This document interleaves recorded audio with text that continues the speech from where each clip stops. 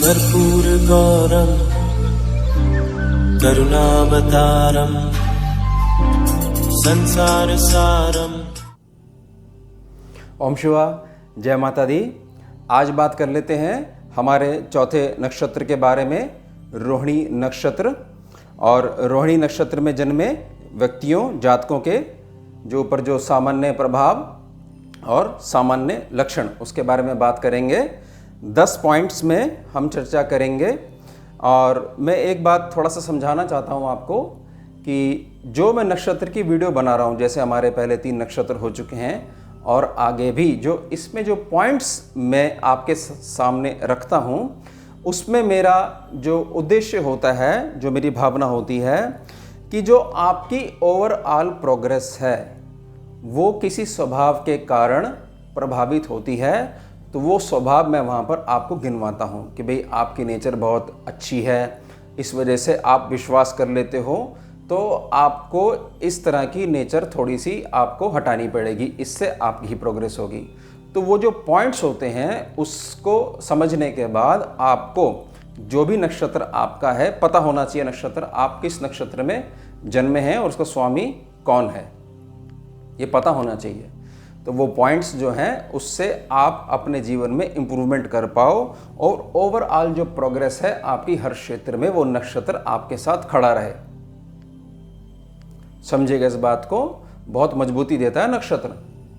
तो वो चीजें हमने, ये आदतें ही हैं बस केवल, जिस तरफ नक्षत्र आपका इशारा करता है। ऐसे ही ज्योतिषी में कि भाई ये सामान्य प्रभाव पड़ते हैं लगन अनुसार, राशि अनुसार, और ये ग्रह ऐसे ऐसे गोचर करेगा तो ये प्रभाव देगा। अगर हम उसको अच्छे से समझ जाएं और अपनी आदतें थोड़ी सी बदल लें और लक्ष्य की प्राप्ति के लिए अच्छा संकल्प रखें, संकल्प होना ज़रूरी है, साधें अपने आप को, साधना करें साधन के साथ साथ, तो अवश्य जो हमारी प्रोग्रेस है, जो हमारा लक्ष्य है, वहाँ तक हम आसानी से पहुँच सकते हैं।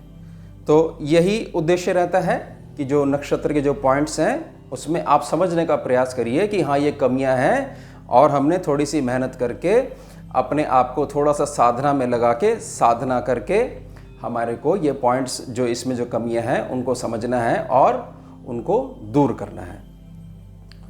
कॉपी पेन लेके बैठ जाइए, 10 पॉइंट्स हैं, बहुत अच्छे से समझाऊंगा आपको हमेशा की तरह। चलिए मैं शुरू करता हूँ। पहला पॉइंट समझिए, सामान्य प्रभाव है रूप और रंग के बारे में।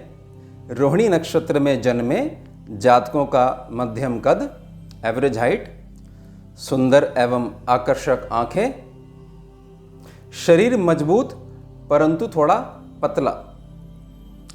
शरीर मजबूत परंतु थोड़ा पतला से मेरा जो अभिप्राय है वो ये है कि शरीर अच्छा मजबूती लिए हुए होता है, लेकिन बहुत ज़्यादा फैटी शरीर उनका नहीं होता, ठीक होता है शरीर, लेकिन थोड़ा सा पतला। समझ जाइए इस बात को, मतलब कि बहुत अधिक फैट लिए हुए नहीं होता है, मतलब चर्बी युक्त शरीर वैसा नहीं होता है, क्योंकि चलायमान स्थिति में रहते हैं ये। टांगे काफ़ी मजबूत होती हैं। स्त्री जातक, मतलब रोहिणी नक्षत्र में जो स्त्री जातक हैं, हमारी स्त्री जातक अति सुंदर छवि की स्वामिनी, अति उत्तम नाक नक्श और साफ रंग की स्वामिनी होती हैं। दाग वगैरह नहीं होते, बहुत साफ रंग होता है। रोहिणी नक्षत्र का स्वामी अति रूपवान होता ही है। इससे मैं आपको जो चीज समझाना चाहता हूं, जहां रूप और रंग की बात आती है तो वहां पर यह समझने की जरूरत है कि शुक्र भी थोड़ा सा मजबूती देगा ये नक्षत्र। तो जब धन की बात आएगी तो धन का फ्लो अच्छा रहेगा, वो आगे वाले पॉइंट्स में हम समझेंगे। और दूसरा पॉइंट समझिए, चंद्रमा ग्रह के प्रभाव से जातक अपने मन से कुछ ज्यादा ही काम लेते हैं, मन की ज्यादा सुनते हैं। जहां मस्तिष्क का काम होता है वहां पर भी मन की सुनने से अक्सर नुकसान भी उठाते हैं। अब ये मैं समझा रहा हूं आपको कि ये चीज आपने ध्यान देनी है, ये कमी है, इसको दूर करना है। दूसरे पॉइंट में जल्दी से गुस्सा हो जाना, और ये बहुत इंपॉर्टेंट है, बहुत लंबे समय तक नाराज रहना भी इनकी प्रगति के मार्ग में एक विकार समान ही है। समझदार जो व्यक्ति होता है ना, जो बहुत सूझबूझ वाला प्राणी होता है, दुनियादारी जिसने देखी हुई होती है, उसको ये पता होता है कि जो गलती होती है ना, वो कभी भी और किसी से भी हो सकती है। इंसान है सब, गलती मतलब कि जो अनजाने में हो जाए। जानबूझ के कर रहे हो फिर तो वो पाप की श्रेणी में आ जाएगा कि सब कुछ पता है और जानबूझ के कर रहे हो कि कुछ नहीं होता, हम तो करेंगे, भले ही उससे किसी की आत्मा दुखती हो। तो ये पॉइंट अगर जो है प्रगति के मार्ग में विकार समान ही है कि बहुत लंबे समय तक आप नाराज रहते हो क्योंकि आपके अनुरूप उस व्यक्ति ने वैसा कार्य नहीं किया, और आपसे कोई नाराज हो जाए तो फिर वो आदमी गलत है और आप सही हो। तो ये जो आदत है आपने छोड़नी है। इसमें पहली गलती क्या और दूसरी गलती क्या? जीवन जो है वो प्रगति का नाम है, चलायमान स्थिति का नाम है। कुछ आप नया करोगे, नया ट्राई करोगे तो उसमें गलतियां होंगी ही, और गलतियों से आदमी सीखता है, चाहे वो आप हो चाहे कोई और अन्य जन हो, कोई भी इंसान हो सकता है। तो केवल एक छोटी सी बात के लिए ही अपना अहंकार आप आगे ले आओ और हमेशा के लिए उससे मुंह मोड़ के बैठ जाओ, इससे आपकी प्रोग्रेस रुकती है। ये ध्यान दीजिएगा, ये दूसरे पॉइंट में बहुत इंपॉर्टेंट है। कोई बात नहीं, थोड़ा सा माफ कर दिया करो, और ऐसे ही सीखते हैं। जब बहुत बुजुर्ग हो जाओगे ना आप, तो आपको समझ में आएगा। जब माँ बाप वाली श्रेणी में पहुंच जाओगे या गुरु वाली श्रेणी में पहुंच जाओगे कि माफ करना चाहिए, कोई बात नहीं, समझा दो। प्रेम में ज्यादा ताकत होती है। अगर अड़ियल स्वभाव भी किसी इंसान का है तो आपके पास सत्य प्रेम की ताकत होनी चाहिए, जिससे कि इंप्रूवमेंट हो जाए और फिर आगे वो आपकी अच्छी आदतों को अपनाएं। आप तभी तो दे पाओगे, जब आप कुछ खुद सीखोगे और फिर वो आगे, तभी तो दे पाओगे ना। तो आपको ये आचरण थोड़ा सा चेंज करना चाहिए, मेरी बड़ी प्रार्थना रहेगी। तीसरा पॉइंट लिखिएगा, अपने निर्णय पर अडिग रहना, डटे रहना एक अच्छा स्वभाव है, बहुत अच्छी बात है।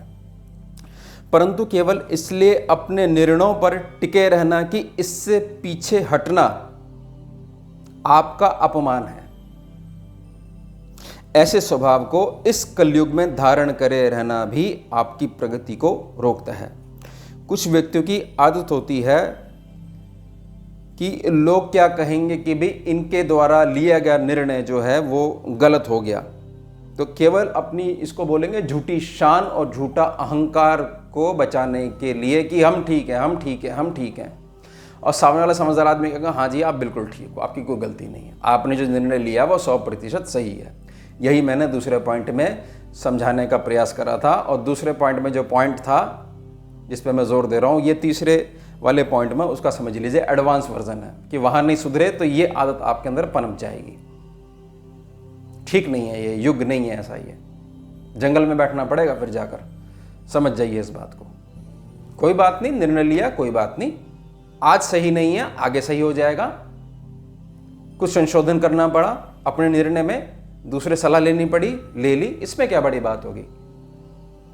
परिवार में सबको साथ लेके चलोगे तभी तो आगे बढ़ पाओगे। समझ रहे हो आप मेरी बात को? परिवार में जुड़े रहना, रोहिणी नक्षत्र जुड़िए और जोड़िए। तो कैसे जुड़ेंगे आप, वो कैसे जोड़ेंगे? इसलिए कि भाई आपने निर्णय ले लिया, चाहे दुनिया इधर से उधर हो जाए, वो निर्णय हमेशा ही ठीक रहेगा। अकेले पड़ जाओगे, ध्यान रखिएगा। और मेरी बड़ी प्रार्थना रहेगी इसको इम्प्रूव करिएगा, थोड़ा स्वयं विचार करिएगा। किसी का दिल दुखा के आप प्रोग्रेस नहीं कर सकते। चौथा पॉइंट समझिएगा, बहुत अधिक दूसरों में दोष निकालते रहना, और जहां कुछ समय के लिए इनका प्रेम जुड़ जाए वहां आंख बंद करके उनके लिए सब कुछ ही करने के लिए तैयार हो जाना, आंख बंद करके। तथा यह दोषारोपण करना कि मैंने सबके लिए किया पर किसी ने भी मेरा साथ नहीं दिया और मुझसे केवल अपना काम निकलवाया, ऐसा स्वभाव इनके जीवन के लगभग 10 वर्ष निकल जाता है। 1 दशक निगल जाएगा आपका ये स्वभाव। केवल इसी बात में रह जाना कि इसने मेरे लिए करा, ये प्रेम से बोलता है तो ये मेरा अपना है। ये मानसिक विकार है। बाहर आइए इससे, 10 वर्ष निकल जाता है। इतना ज़्यादा प्रभावित आपका मन रहता है।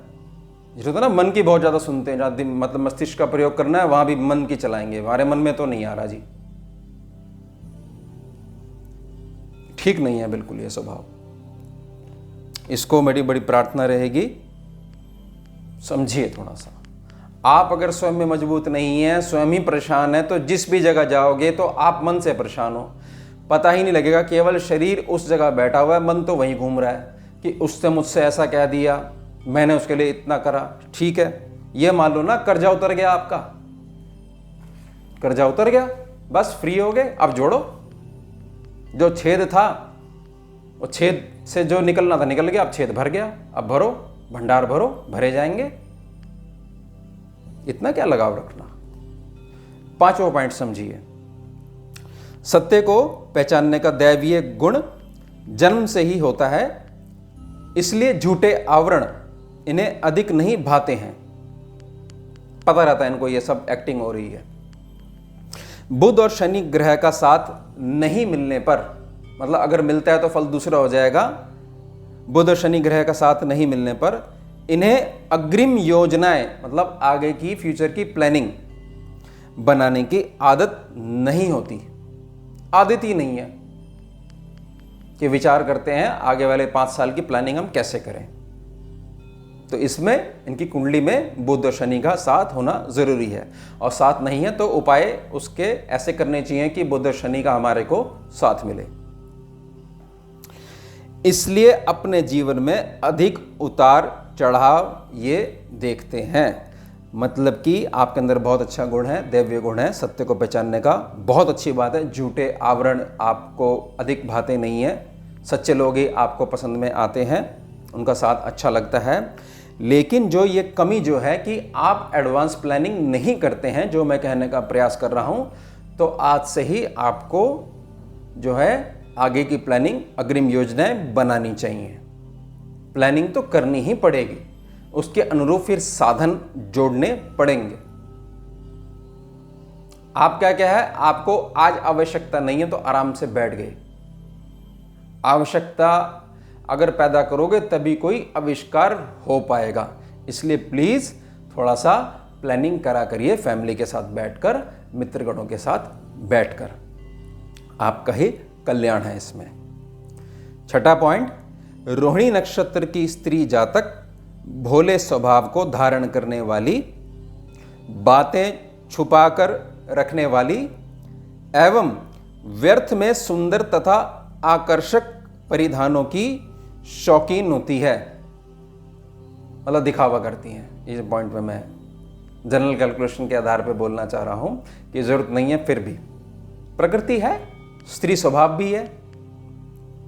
व्यर्थ में ही भड़क जाना, ये स्त्री जातकों के लिए समझा रहा हूं मैं।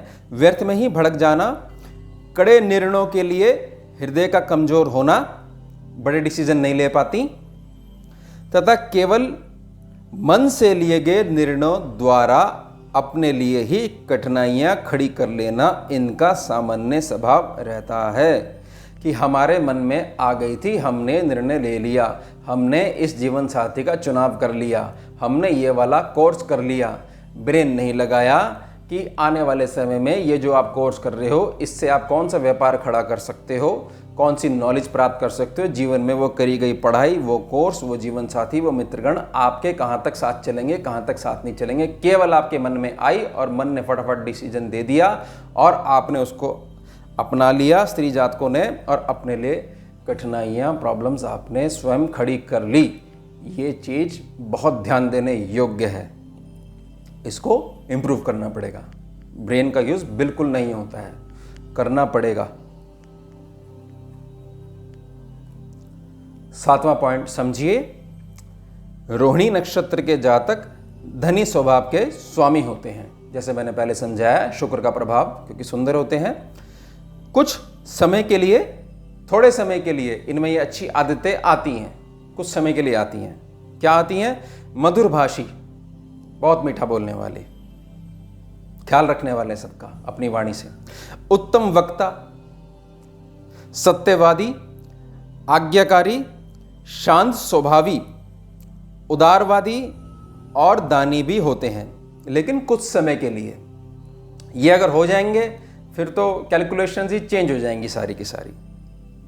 माता के साथ अधिक लगाव होना स्वाभाविक रहता है, जनरल है, ये कॉमन है। तथा विद्या भी उत्तम रहती है, जो विद्या होनी चाहिए। एक बहुत हायर एजुकेशन की मैं बात नहीं कर रहा हूँ, तो उसमें देखना पड़ता है, सेकंड हाउस भी देखना पड़ता है और जो आपका 5th हाउस है वो भी देखना पड़ता है, दोनों को देखना पड़ता है।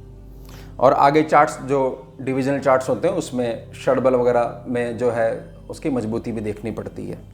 खैर, स्त्री जातक पुरुषों की अपेक्षा अधिक विद्या प्राप्त कर पाती हैं। कुल मिला के जो रोहिणी नक्षत्र के जातक हैं, स्त्री पुरुष दोनों, उनकी एजुकेशन अच्छी होती है। और केवल स्त्री जातक की अगर बात करें तो पुरुषों की अपेक्षा थोड़ा सा विद्या अच्छा प्राप्त कर पाती हैं। ये एक जनरल कैलकुलेशन है।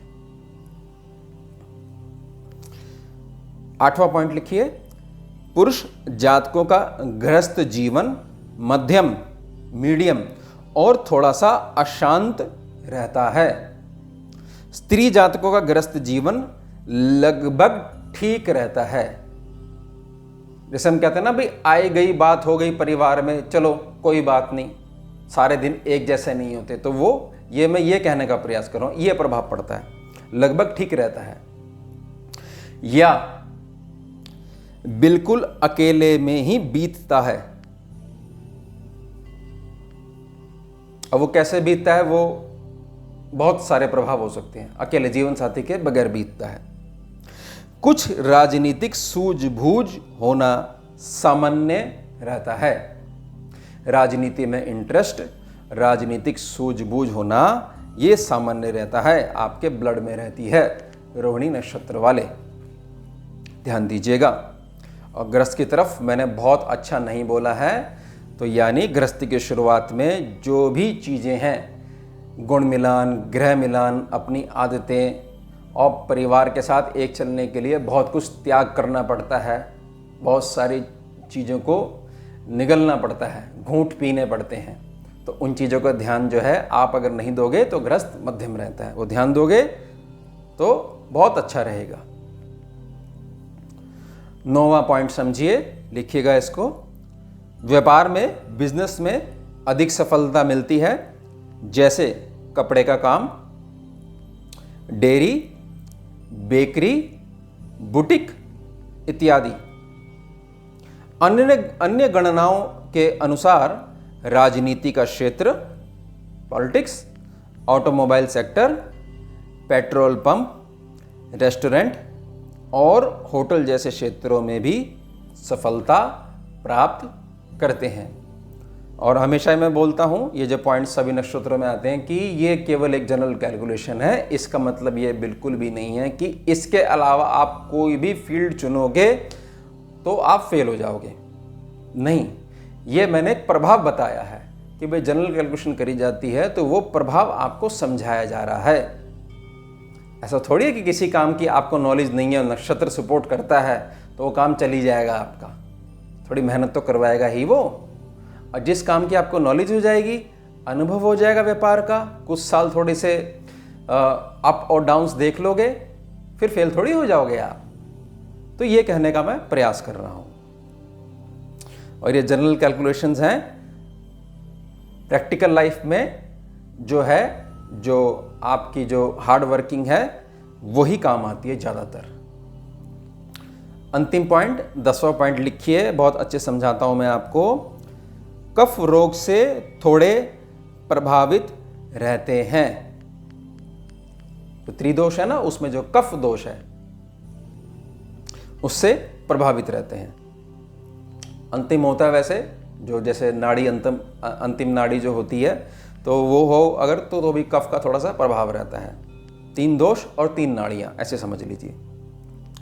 मानसिक चिंताओं की वजह से यह मतलब नक्षत्र वाले, रोहिणी नक्षत्र वाले जीवन का एक हिस्सा पीड़ा में रहते हैं अपनी सोच के कारण जीवन का एक हिस्सा लंबा समय, जैसे मैंने 10 वर्ष बताए थे भाई, निकल गए, कहाँ गए पता नहीं लगा, चबाए भी नहीं, कुछ नहीं, एकदम जैसे निकल के खाते हैं ना, पता नहीं लगता, मुंह को भी नहीं पता लगता कहाँ गया भोजन, सीधा पेट में। तो ऐसे 10 वर्ष गायब।